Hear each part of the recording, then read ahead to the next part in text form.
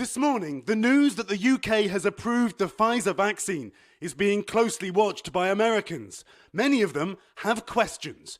Many experts have concerns. Michael Osterholm serves on President-elect Biden's COVID-19 advisory board. I have a major fear many Americans won't take them because of the fear that there's some safety issues with the vaccine.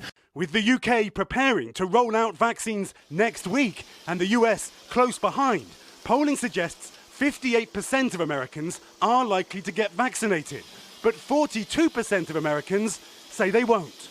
Even some frontline medical workers are cautious. A recent poll by the American Nurses Foundation says that a third of nurses say they'll get the vaccine, a third say no, the rest are unsure.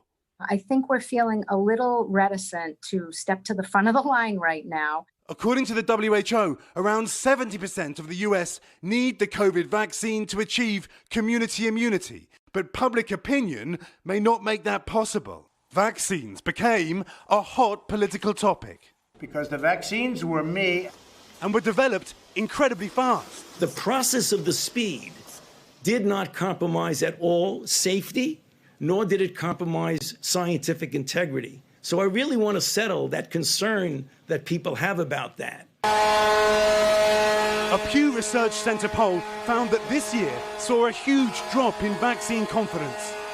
With doubts surrounding the influx of vaccine information, differing results, possible side effects, concerns over being the first in line. At this morning's news conference, UK health officials reassuring the British public.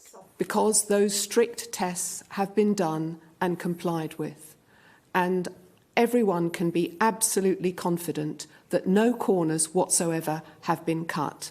Heidi Larson has spent decades understanding why some people hesitate and others oppose vaccinations. I think we've created such polarization across society, well beyond vaccines, but vaccines have certainly been a victim of the polarization.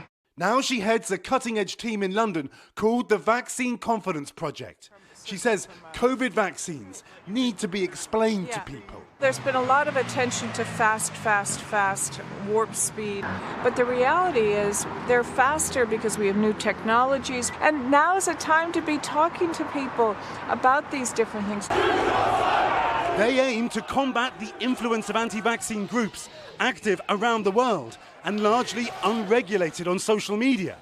A recent study found 31 million people following anti-vaccine groups on Facebook, 17 million on YouTube.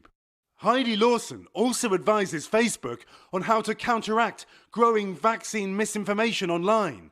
But she says the answer isn't simply closing accounts or confrontation. You can't delete doubt. You can't delete doubt. Yes. I don't think conflict is going to resolve this. I think it's going to aggravate it. We do need a listening ear. And if you're having doubts, a good place to go, the CDC website itself, Craig. There is a clear link there with lots of questions answered about vaccines, Craig. Hey, Keir, you mentioned the survey there in your story showing that 1/3 of nurses won't get the vaccine. Do we have any idea what's behind that hesitancy?